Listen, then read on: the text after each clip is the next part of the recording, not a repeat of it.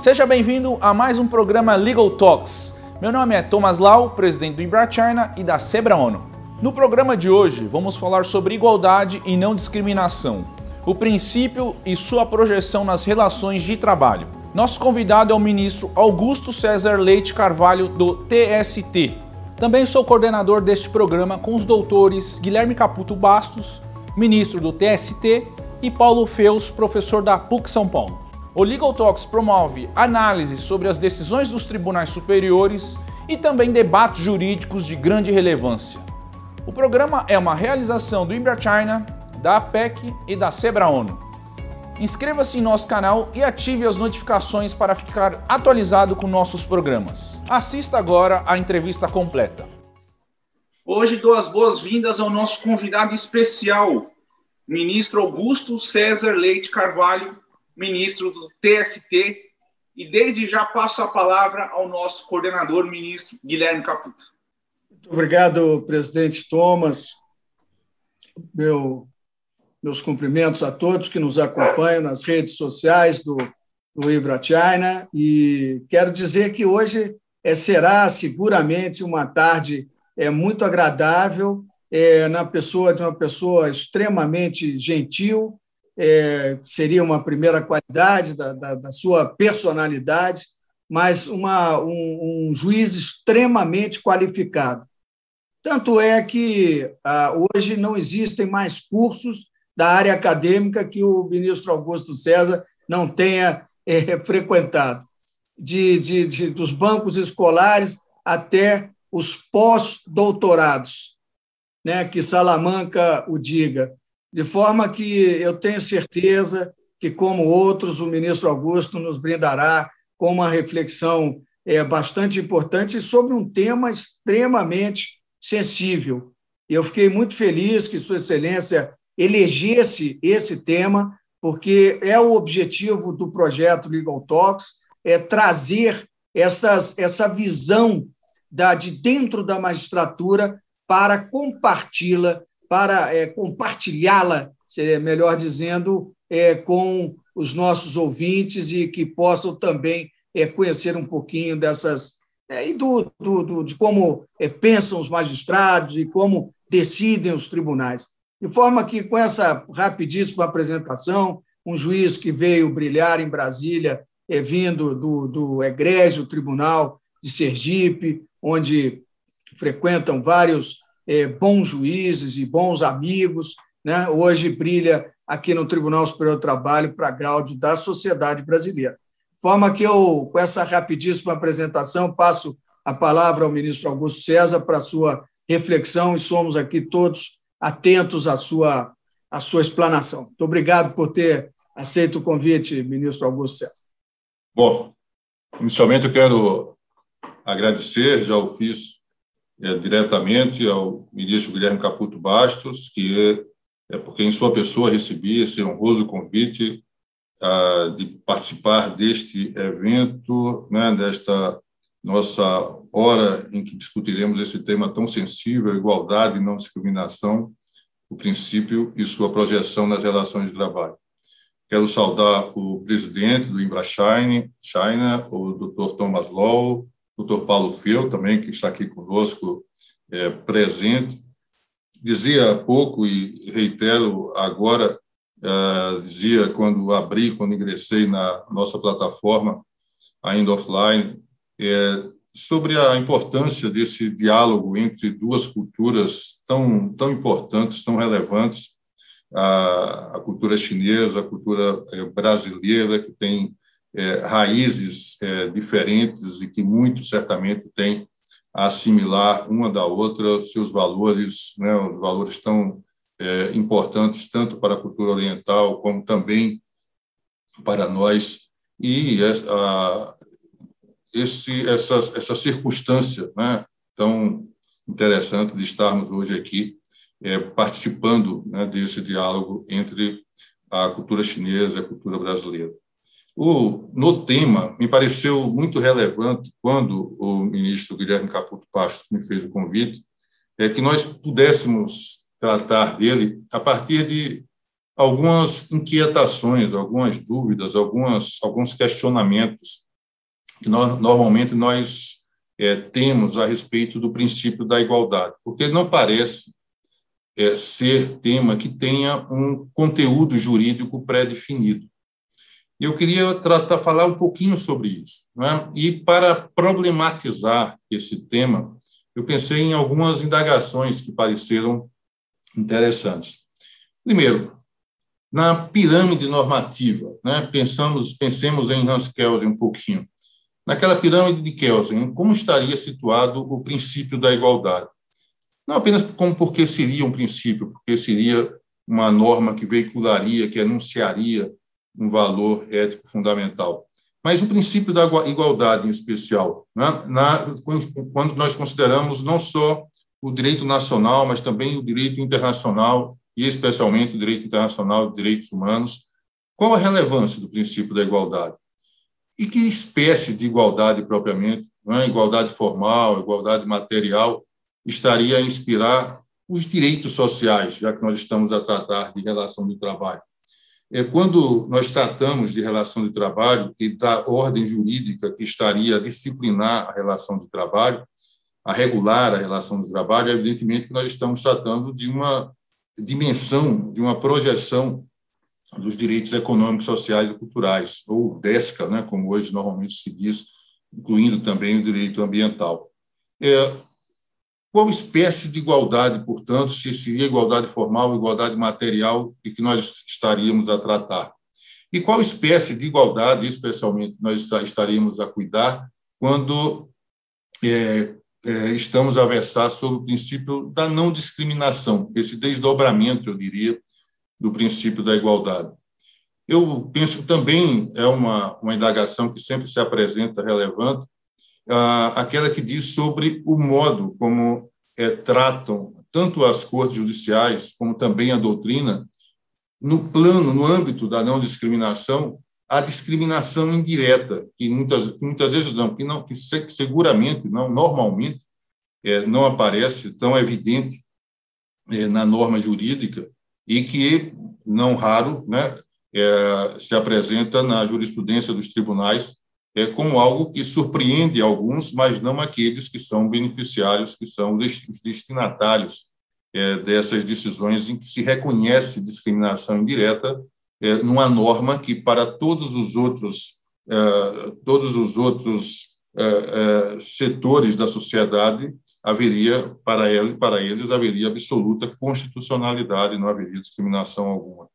E, finalmente, ainda no plano da igualdade formal, considerando o princípio da igualdade, o princípio da não discriminação, seria possível pensar numa norma que seria constitucional no geral, mas circunstancialmente inconstitucional, a inconstitucionalidade circunstancial a que se refere parte da doutrina, né, mas seguramente a nossa jurisprudência, inclusive aquela que emana do Supremo Tribunal Federal, como é que ela dialoga, né, com o princípio da igualdade e não discriminação?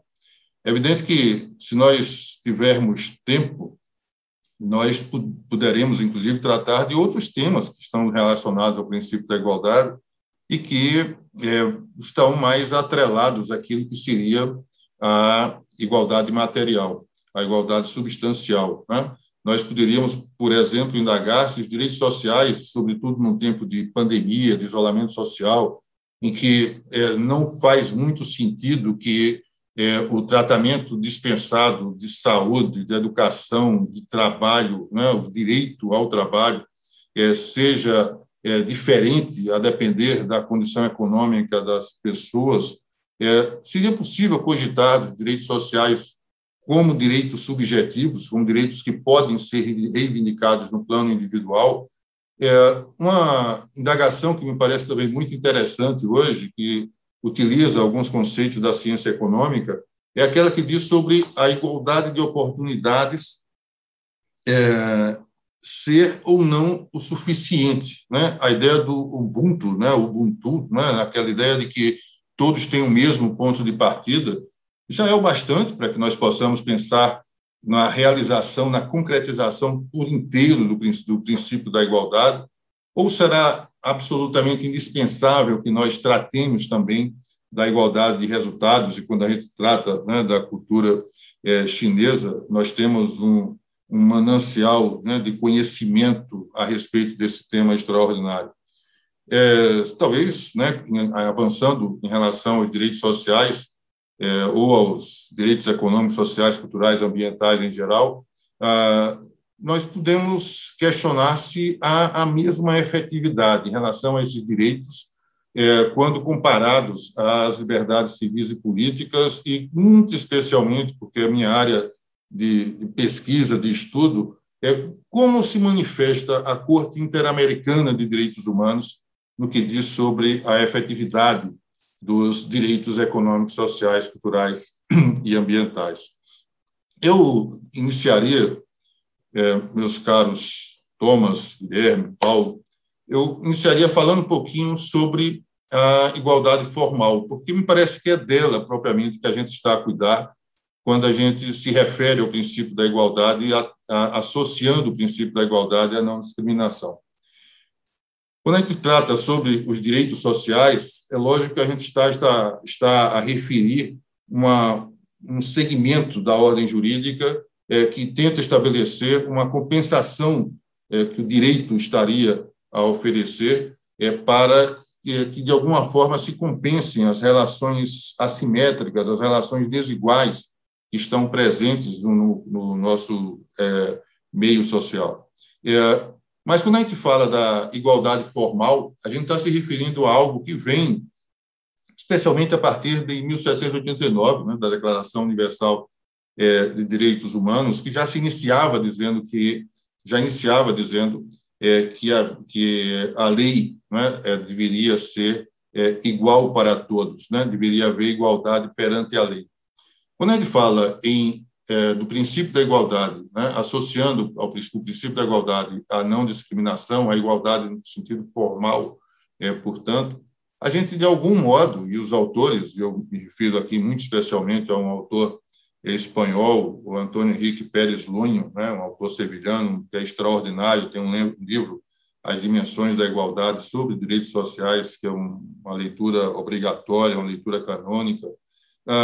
E o Pérez Lunho diz, olha, a igualdade, na verdade, o princípio da igualdade, quando se refere à igualdade formal, ele está estreitamente relacionado à generalidade e à abstração da lei. Não é? Por quê? Porque a lei existe para que possam ser tratados todos igualmente, para que todas as pessoas possam ser tratadas igualmente. E para as pessoas todas serem tratadas igualmente, é evidente que não pode haver outro sentido para a aplicação da lei, senão aquela que contemple todos indistintamente, independentemente da sua cor, da sua raça, da sua etnia, do seu gênero, do seu sexo biológico, da sua idade, do seu estado civil, da sua condição econômica, todos, né, estariam sendo igualmente tratados.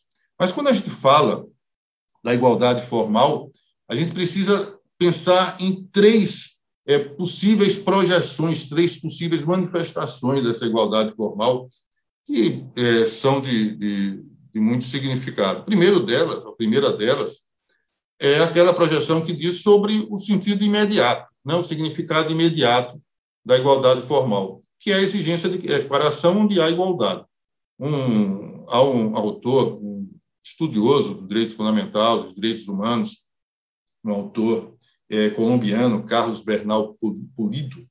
Ele tem alguns livros, e um livro em especial, eu li recentemente, O Direito dos Direitos, em que ele diz sobre a tendência da Suprema Corte nos Estados Unidos, e aí ele também faz menção à Suprema Corte na Colômbia, a Corte Constitucional na Colômbia, para dizer que essa exigência de equiparação existe na exata proporção em que os pontos de coincidência são os mesmos.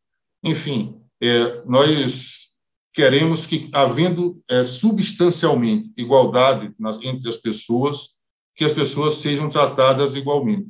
E esse é o sentido mais claro, né? É o sentido mais próximo daquilo que a gente pode ter como o significado da igualdade formal. O próprio Pérez Lunho diz que nós devemos levar em consideração aquilo que é o critério de relevância. Por quê? Porque há certas situações concretas em que a distinção, em que o tratamento diferenciado, ele deve preponderar, né? Quando nós lemos a Convenção número 111 da OIT, que, como sabemos, é uma convenção fundamental, é uma das 8 convenções fundamentais, é aquela convenção, uma das 2 que tratam do tema da igualdade, e, portanto, como convenção fundamental, sequer exige a ratificação dos Estados-membros em relação aos seus princípios, né?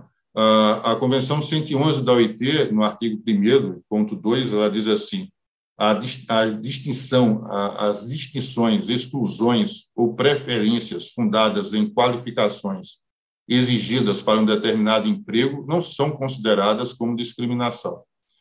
E isso me parece óbvio, mas precisa mesmo ser dito pela lei, porque como nós temos a igualdade como um norte, pode parecer que em todas as situações concretas as pessoas devam ser tratadas igualmente.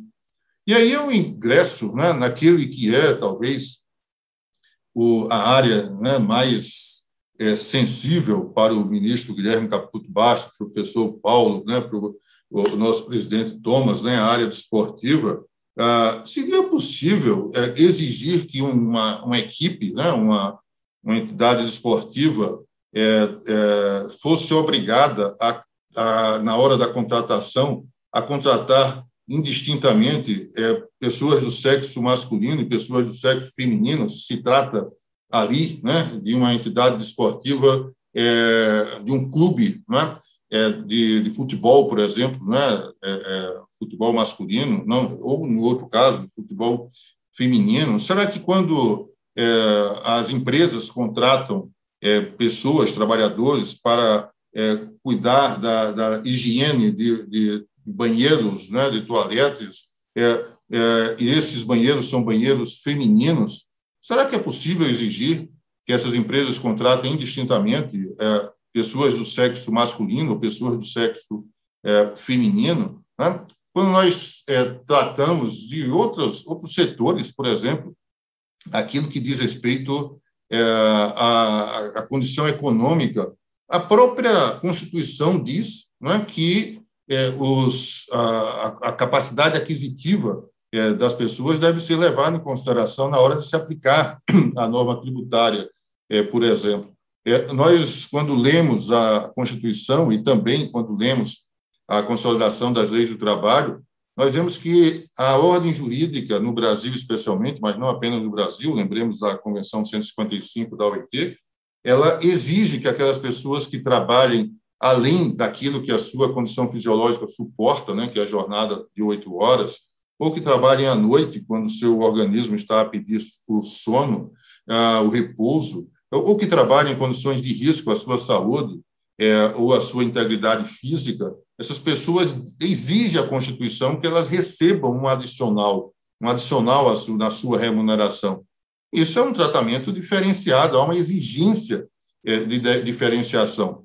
Então, não apenas é compreensível que a Convenção número 111 da OIT, Convenção Fundamental da OIT, o diz expressamente, que em certas circunstâncias haja uma diferenciação, né, uma distinção na hora de contratar, por exemplo, trabalhadores, como também na hora de lidar com esses trabalhadores no curso de uma relação de trabalho, é exigível, e a ordem jurídica exige, que haja o pagamento, por exemplo, de adicionais. Os adicionais são uma forma de tratar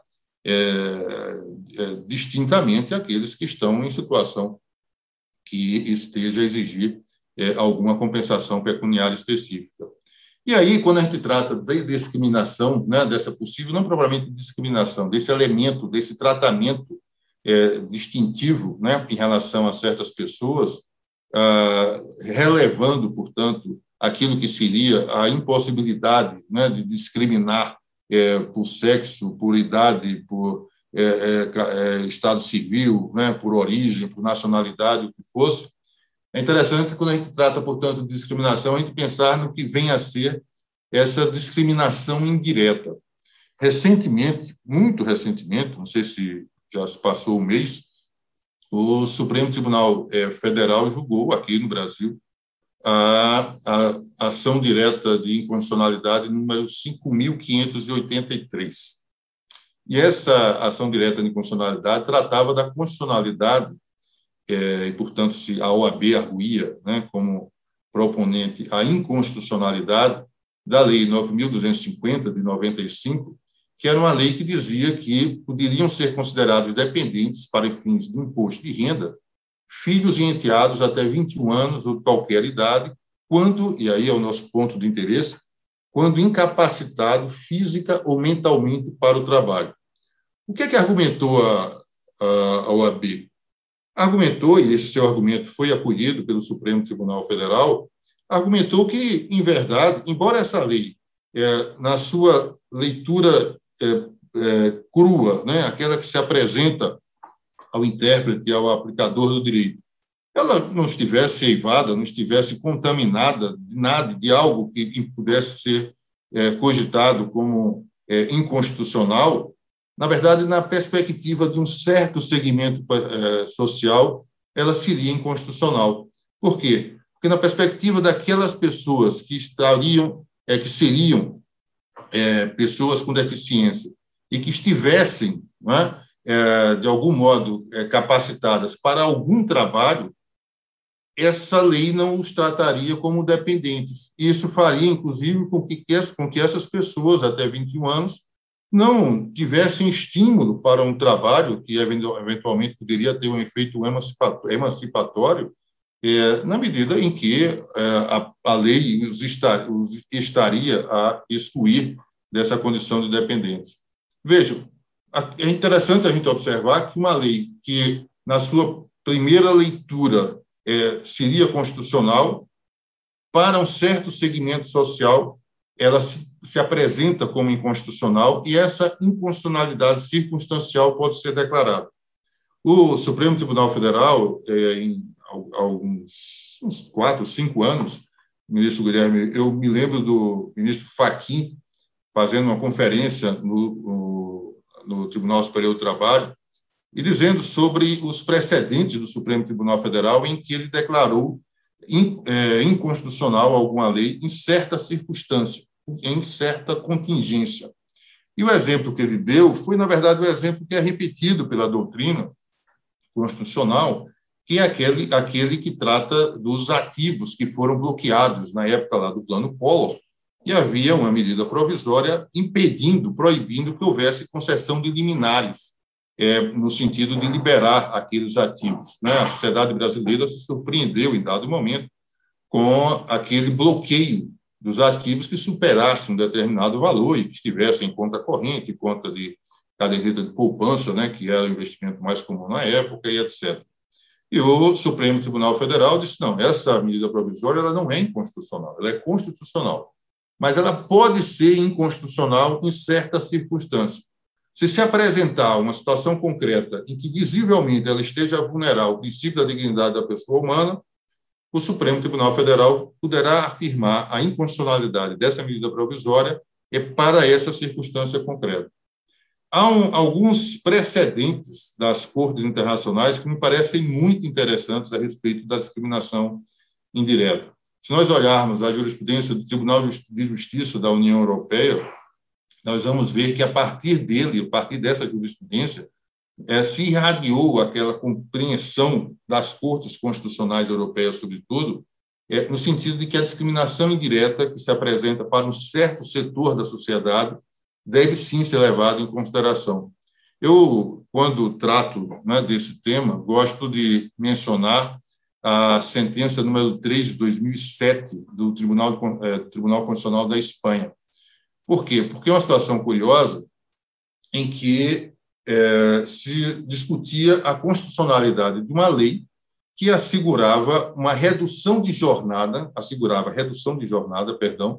para trabalhadores que estivessem na guarda de filhos, de menores, né?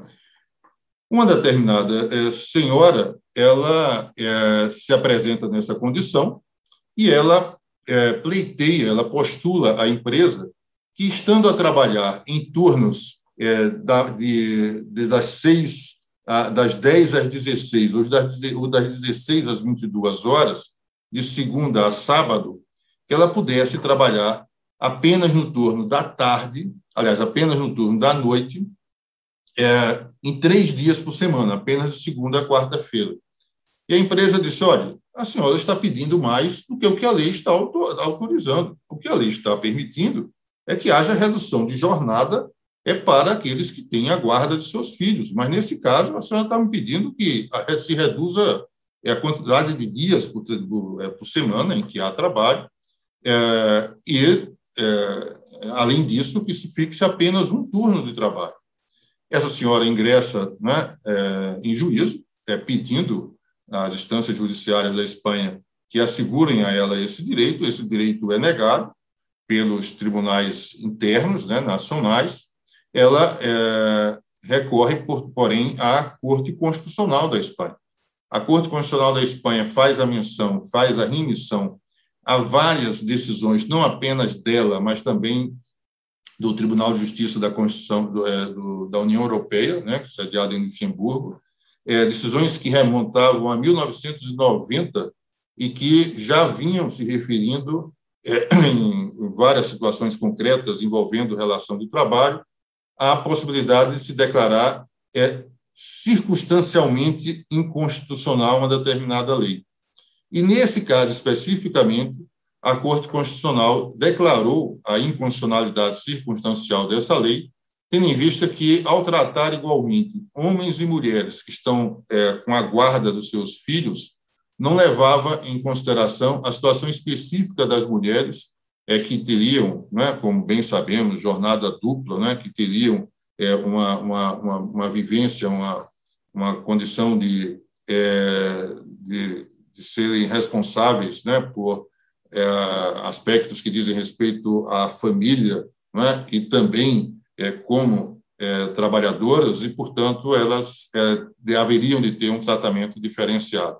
Então, essa lei, que seria lei constitucional para a generalidade dos trabalhadores, haveria de ter esse tratamento específico quanto ao segmento das mulheres.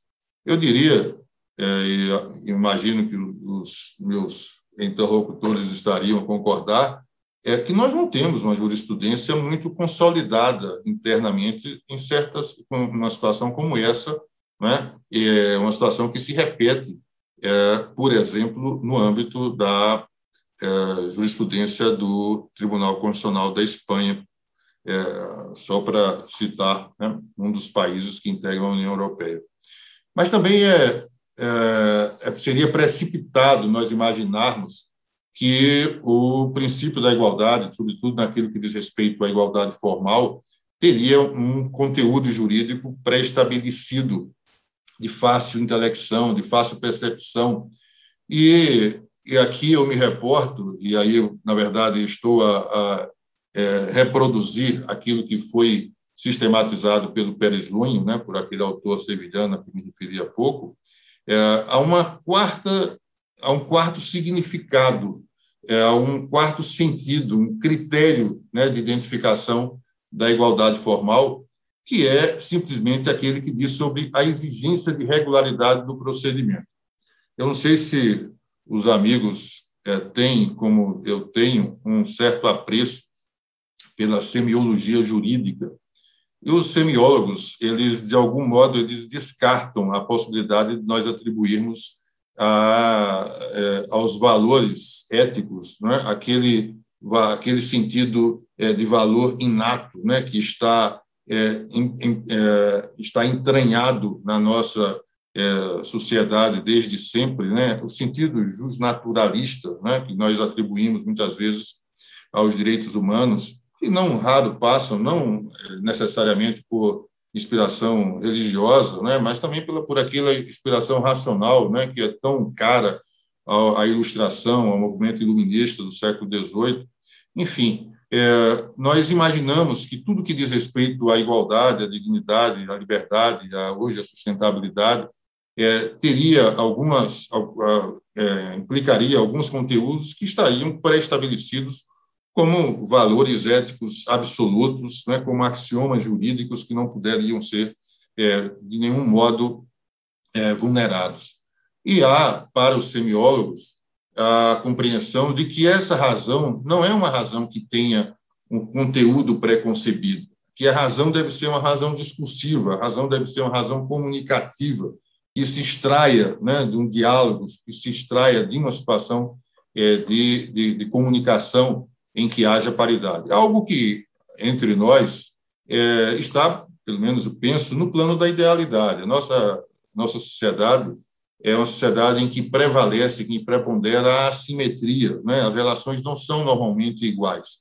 Mas nesse plano da idealidade, e é bom a gente pensar no direito e pensar nos valores éticos, né? Nesse plano da idealidade, é um projeto, né? É aquilo que o Eduardo Galeano nos diz, né? Sobre o horizonte, né? Sobre aquilo que nós queremos encontrar lá adiante, e que nem sempre, né, implica um sucesso, né, uma aventura bem-sucedida, mas pelo menos terá valido o caminhar. Né?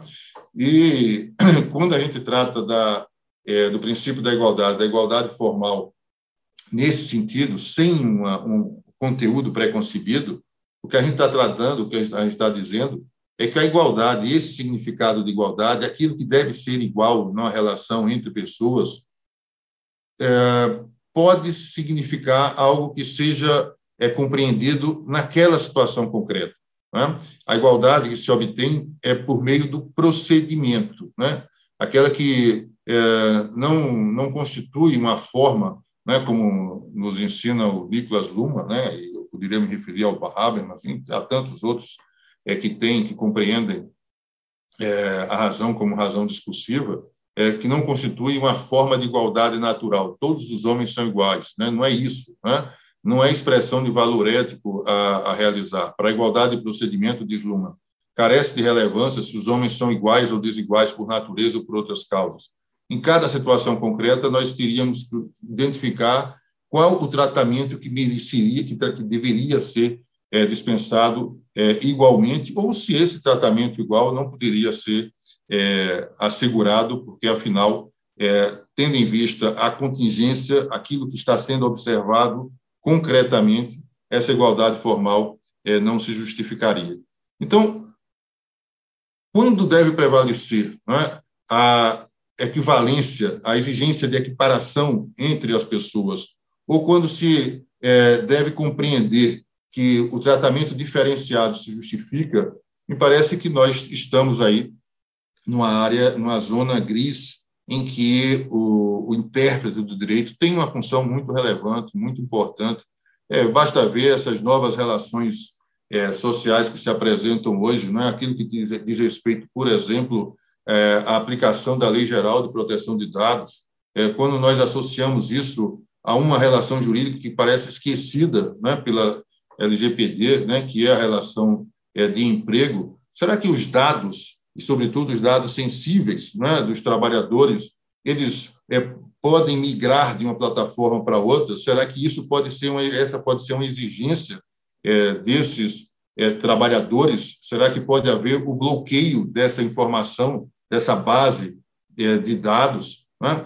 O que dizer a respeito, por exemplo, das plataformas digitais? Nós temos um direito do trabalho que foi mesmo concebido para uma outra realidade, em que não havia gerenciamento algorítmico, por exemplo.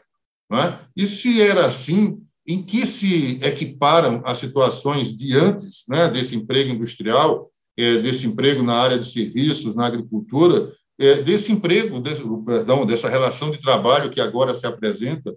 É justo, é compreensível que o tratamento jurídico seja o mesmo, ou nós haveríamos de tratar de forma distinta esses novos trabalhadores que prestam serviço por meio de plataformas digitais?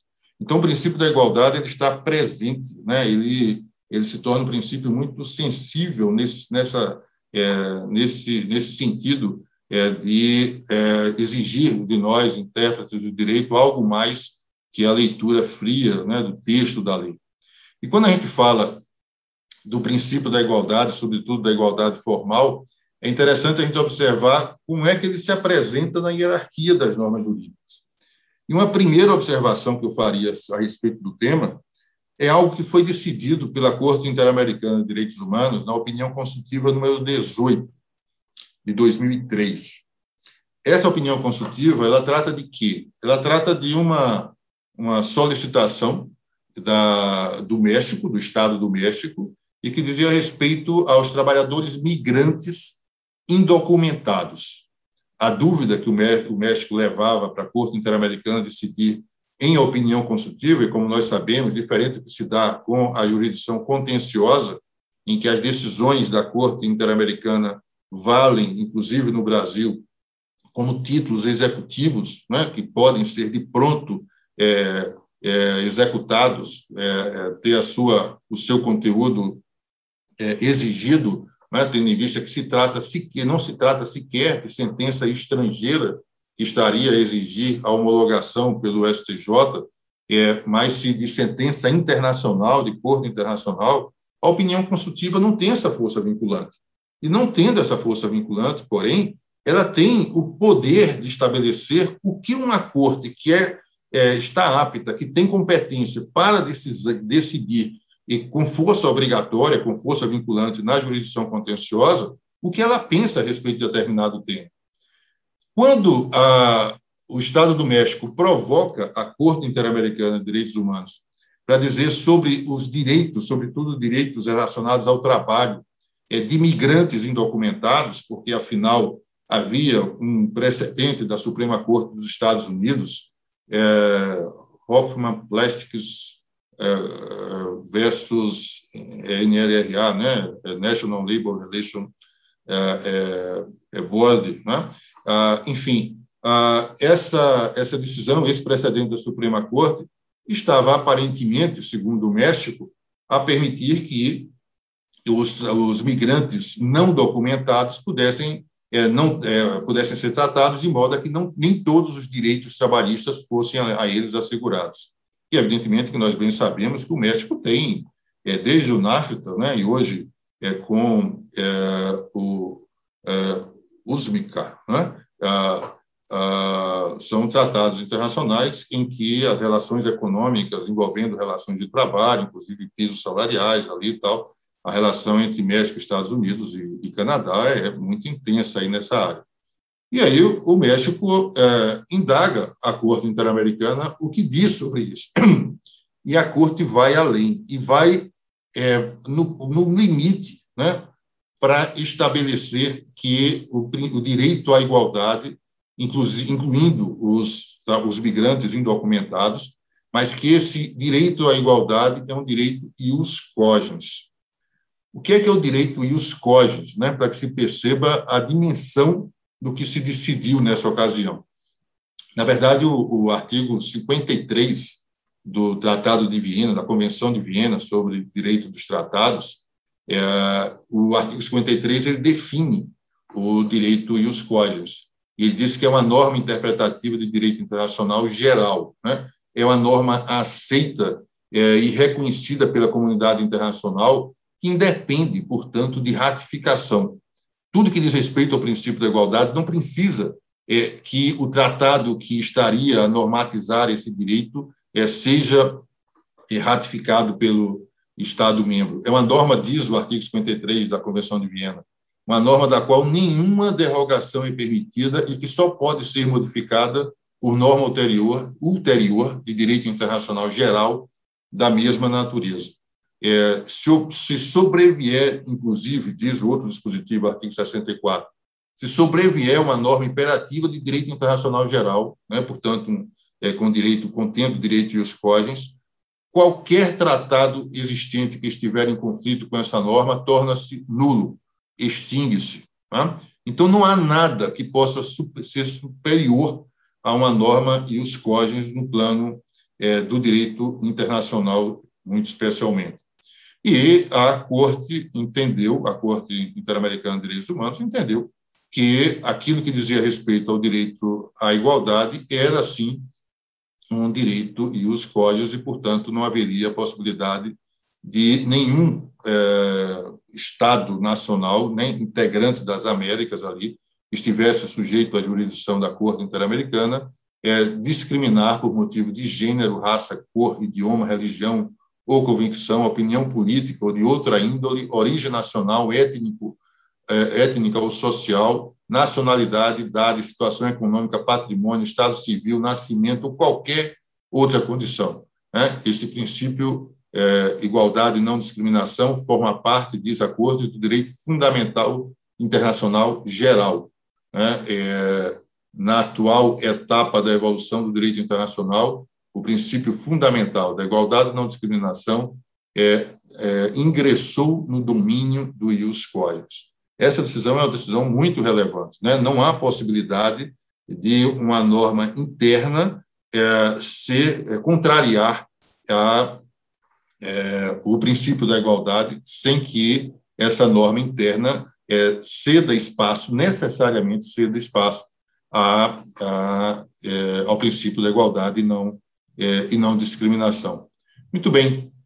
Quando a gente vai consultar os outros tratados de direito internacional, é interessante a gente olhar que o artigo 7º do Pacto Internacional sobre Direitos Econômicos, Sociais e Culturais, de 1966, e aí a semelhança do que aconteceu a partir de 88, com o Protocolo de São Salvador, que é o PIDESC para as Américas. Então, esses dois tratados internacionais, em ambos, no artigo 7º, vêm se referindo ao princípio da igualdade. E ali está assegurado salário equitativo igual por trabalho igual, sem nenhuma distinção. O direito do trabalhador, e aí esse dispositivo é interessante, o artigo 7º, a linha C. E eu fico a me perguntar, meu caríssimo Guilherme, como as cortes nacionais vão decidir aquele novo dispositivo, aquele parágrafo do artigo 461 da CLT, que diz sobre os planos de cargos e salários, os quadros de carreira, poderem contemplar apenas a promoção por merecimento. E por quê? Porque no Protocolo de São Salvador há referência ao direito à progressão funcional como um direito humano, como direito fundamental. E diz o Protocolo de São Salvador, para o qual serão levados em conta suas qualificações, competência, probidade e tempo de serviço. Seria presunçoso até especular agora qual a posição que as cortes vão tomar a respeito desse tema, já que haveria uma possível discrepância entre o que está presente aqui no artigo 7º do Protocolo de São Salvador e a nossa nova consolidação das leis de trabalho, aquela que está em vigor desde 2017. E a linha G vem se referindo ainda às jornadas, que serão de menor duração quando se trata de trabalhos perigosos, insalubres ou noturnos, como uma forma de atender ao princípio da igualdade e não discriminação.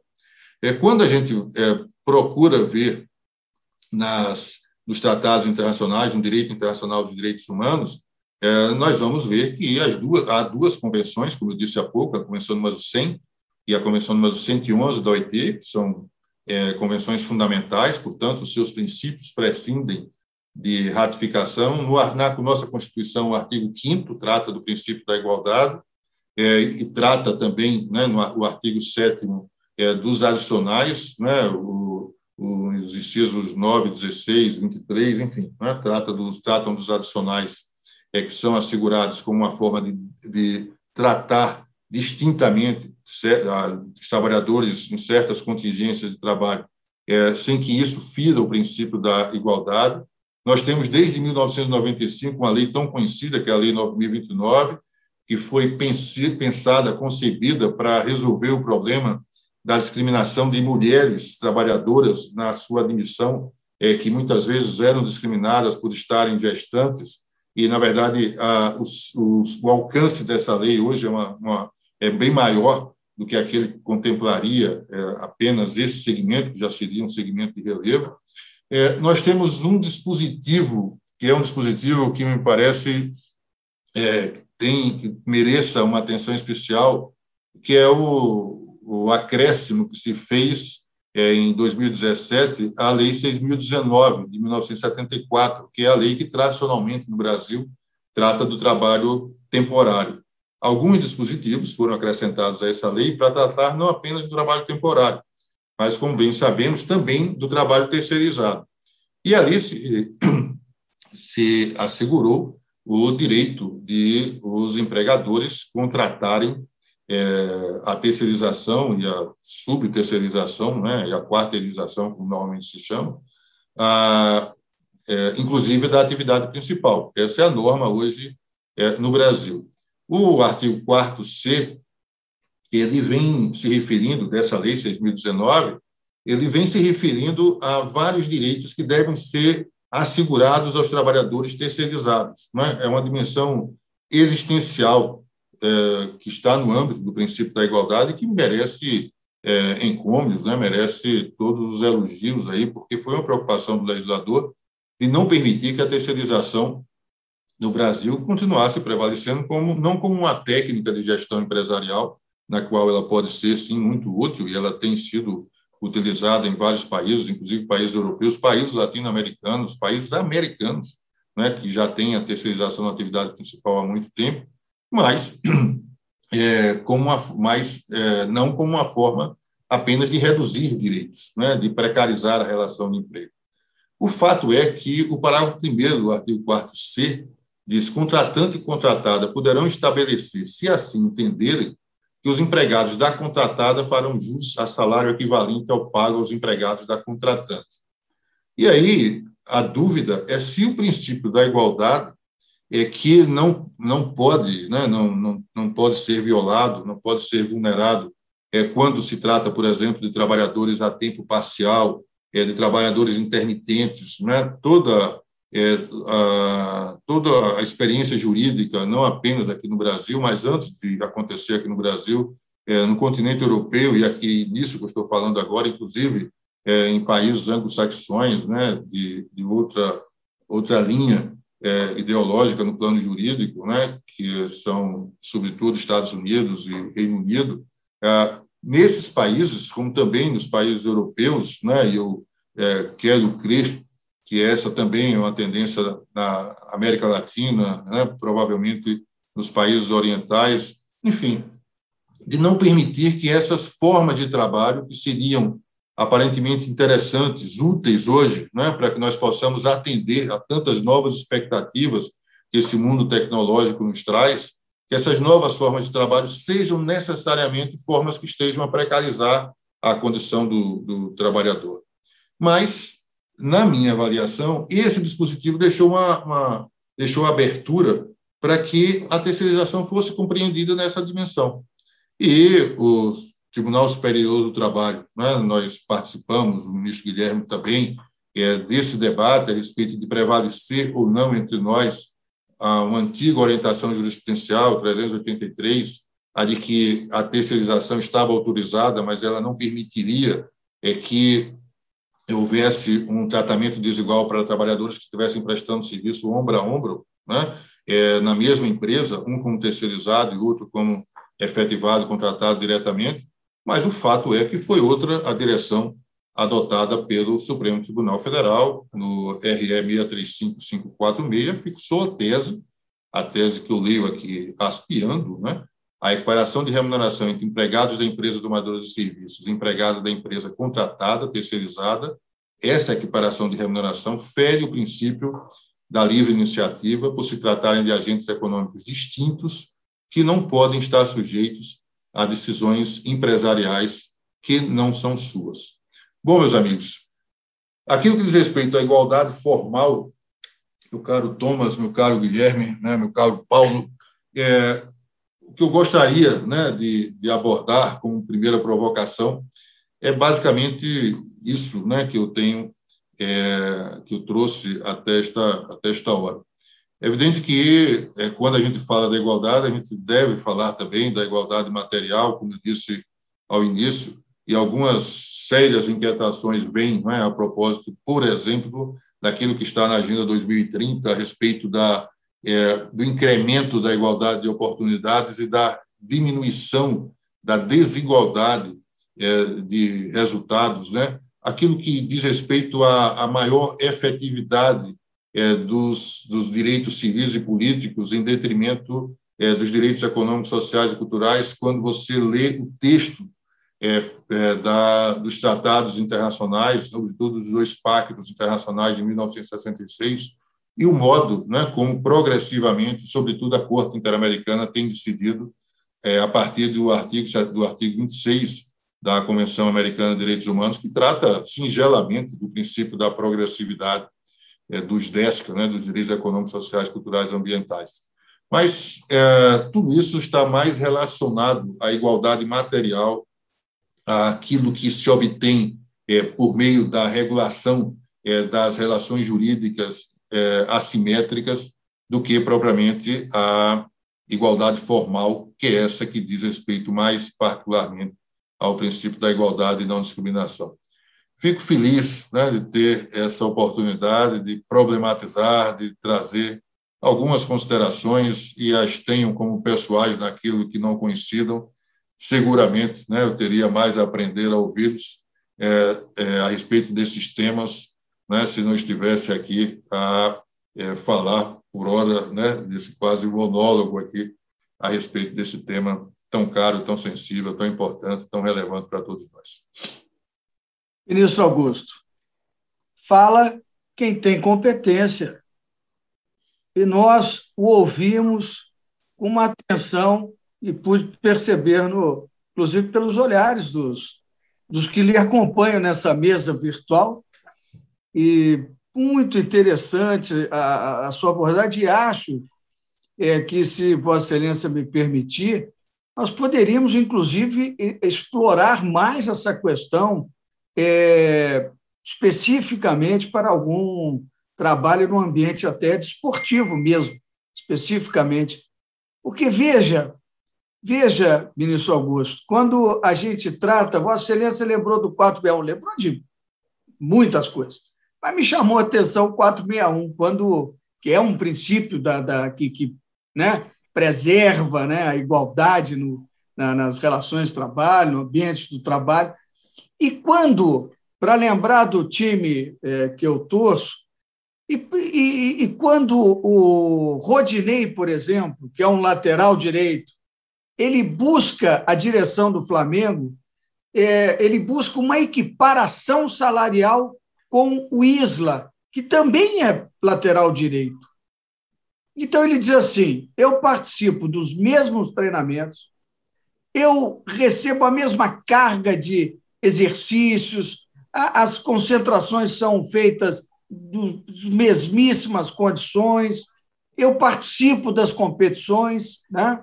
Ora como titular, ora como reserva e tal, e o seu Isla ganha X e eu ganho X menos Y. É possível né, para você levar isso aí para um plano de uma eventual igualdade, porque o artigo 461 é absolutamente claro. Por isso é que eu digo, o ambiente desportivo é um ambiente à parte, né? Mas, evidentemente, trouxe essa questão curiosa apenas no ambiente desportivo, mas foi muitíssimo interessante. Queria lhe agradecer muito ter aceito o nosso convite. Acho que nós deveríamos explorar mais esse tema. É muito interessante, inclusive com essa abordagem mais próxima dessas regras internacionais, das convenções, não só desses tratados que são extremamente importantes. Uma vez, ministro Augusto, eu defendi num artigo doutrinário que as convenções da OIT deveriam ter status constitucional e se situarem no plano dos tratados, porque, por se chamarem convenções e por estarem, elas acabavam não entrando, né? E depois a coisa evoluiu, isso tem muitos anos, depois a coisa evoluiu e hoje já se dá o tratamento, vamos dizer assim, pelo menos razoável para essas normas tão importantes. Mas eu gostaria de agradecer muito, muito, foi espetacular, muito obrigado, vamos lembrá-lo, vamos lembrar do seu nome aí para outras atividades, como lhe informei rapidamente no início da nossa conversa, certo? Muitíssimo obrigado. Eu vou passar a palavra ao presidente Thomas ou ao professor Paulo Feusto para eventual consideração que queiram fazer. Muito obrigado. Obrigado, meu caro Guilherme. Ministro, eu só tenho a agradecer, não tenho outra palavra, e conforme Vossa Excelência falava, eu fui imaginando algumas questões até de natureza, porque no próximo semestre eu vou estar na graduação com uma turma de direitos humanos, fazia tempo que eu não lecionava direitos humanos, eu vou estar lecionando para a turma do 6º semestre da PUC. E conforme o senhor foi colocando aqui, eu já fui até anotando aqui, que já foi me dando ideias de temas aqui a serem tratados, que é tema tão caro, né? Efetivamente. Aliás, direitos humanos se resume, acho que a gente, se pudesse resumir, seria a igualdade, né? Seria a palavra mais correta que a gente pudesse buscar. Então, ministro, só tenho a agradecer e dizer que foi um grande aprendizado para nós. Obrigado, doutor Paulo. Ministro Augusto, muito obrigado por compartilhar sua sabedoria conosco hoje, na tarde de hoje. Quero agradecer novamente, então, ao ministro Augusto pela brilhante palestra. Quero agradecer ao ministro Caputo pela organização de mais um evento de grande sucesso do nosso Legal Talks. Já estamos, ministro Caputo, com mais de 50 mil seguidores no nosso canal do YouTube, nas redes sociais, e também devido a esse programa do Legal Talks, que tem por finalidade fazer esse diálogo com os protagonistas do Poder Judiciário, que muito tem interesse aí, tanto os empresários, tanto de São Paulo como outros estados, mas trabalhadores e todos da comunidade em geral. Então, quero agradecer muito ao professor Paulo Feusto também pela participação. E, novamente, ministro Augusto, parabéns, e declaro encerrado mais um programa Legal Talks. Obrigado pela sua participação no nosso programa Legal Talks. Inscreva-se em nosso canal e até a próxima.